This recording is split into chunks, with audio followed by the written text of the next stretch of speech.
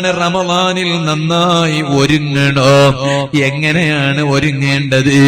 കേവലം വീട് പരിസരം വൃത്തിയാക്കിയാ പോരാ, പള്ളി പരിസരം വൃത്തിയാക്കിയാ പോരാ, ഞാനും ഒന്ന് സ്വന്തമായി ഞാനൊന്ന് വൃത്തിയാകണ്ടേ. പിണങ്ങി നിൽക്കുന്നവരില്ലേ? സുബ്ഹാനല്ലാഹ്. ചോദിക്കട്ടെ, പിണക്കം ഇപ്പൊ നിർത്തിയില്ലെങ്കിലും ഇനി എപ്പോഴാടാ നിർത്തുന്നത്? മൂക്കിൽ പഞ്ഞി വെച്ചതിന് ശേഷമാണോ? മൂക്കിൽ പരുത്തി വെച്ചതിന് ശേഷമാണോ? ചങ്ങായിമാരെ, മരിച്ചാൽ എല്ലാ പരുത്തി വെക്കേണ്ട സ്ഥലത്ത് പരുത്തി വെച്ച് കഴിഞ്ഞില്ലേ? അതുവരെ കാത്തിരിക്കുകയാണോ? ആർക്ക് വേണ്ടിയാണ് ഈ വിദ്വേഷങ്ങള്? ആർക്ക് വേണ്ടിയാണ് ഈ വൈരാഗ്യങ്ങള്? ആർക്ക് വേണ്ടിയാണ് ഈ പിണക്കങ്ങള്? ഞാൻ എന്നോടും നിങ്ങളോടും പറയട്ടെ, ഒരു മാസം റമളാൻ അത് ഒരിക്കലും വൃഥാവിലാകാൻ പാടില്ലല്ലോ. റബ്ബ് ഞങ്ങളെ പട്ടിണിയിലാക്കിയിട്ട് റബ്ബിനെന്ത് കിട്ടാനാണ്? 11 മാസം വയറ് നിറയെ കഴിച്ചിട്ട് റമളാൻ ഒരു മാസം പട്ടിണി കിടന്നിട്ട് റബ്ബിനെന്ത് കിട്ടാനാണ്?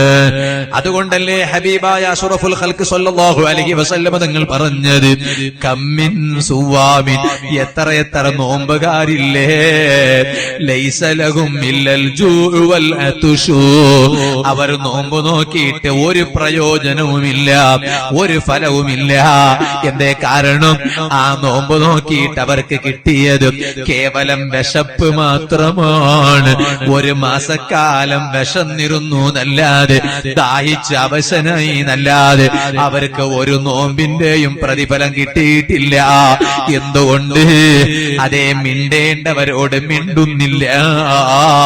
പിണക്കം അവസാനിപ്പിക്കണമെന്ന് പറഞ്ഞപ്പോ അവസാനിപ്പിക്കുന്നില്ല. റമളാൻ ഒരു മാസം നോമ്പ് നോറ്റു, ഒരൊറ്റ തറാവീഹും മുടക്കിയിട്ടില്ല. അതേ, വന്ന മുതല്ലിമീൻകൊക്കെ സ്വതക്ക കൊടുത്തു, പാവങ്ങൾക്ക് സ്വതക്ക കൊടുത്തു, റമളാൻ കിറ്റ് വിതരണം ചെയ്തു, എല്ലാം ചെയ്തു. നോമ്പോ വിപുലമായി നോമ്പും തുറപ്പിച്ചു, പള്ളിക്കും സ്വതക്ക കൊടുത്തു, സക്കാത്ത് കൊടുക്കേണ്ടത് കണക്ക് വെച്ചിട്ട് സക്കാത്തും കൊടുത്തു, എല്ലാം ചെയ്തു. പക്ഷേ ബാപ്പാനോട് മിണ്ടുന്നില്ല, ഉമ്മാനോട് മിണ്ടുന്നില്ല, ബാപ്പ മോനോട് അങ്ങോട്ട് മിണ്ടുന്നില്ല, ഉമ്മ മക്കളോട് അങ്ങോട്ട് മിണ്ടുന്നില്ല. എടാ, നിന്റെ നോമ്പ് ആർക്കാണ് ആവശ്യം? നിന്റെ തറാവീഹ് നിസ്കാരം ആർക്കാണ് ആവശ്യം? നിന്റെ പള്ളിയിലേക്ക് നീ കൊടുത്ത സംഭാവന ആർക്കാണ് ആവശ്യം? പാവങ്ങൾക്ക് നീ കൊടുത്ത സ്വതക്ക ആർക്കാണ് വേണ്ടത്? നിന്റെ ദാഹം ആർക്കാണ് ആവശ്യം? നിന്റെ വിശപ്പാർക്കാണ് ആവശ്യം? നമ്മൾ ഉണരണം, നമ്മൾ ഉത്ബുദ്ധരാകണം.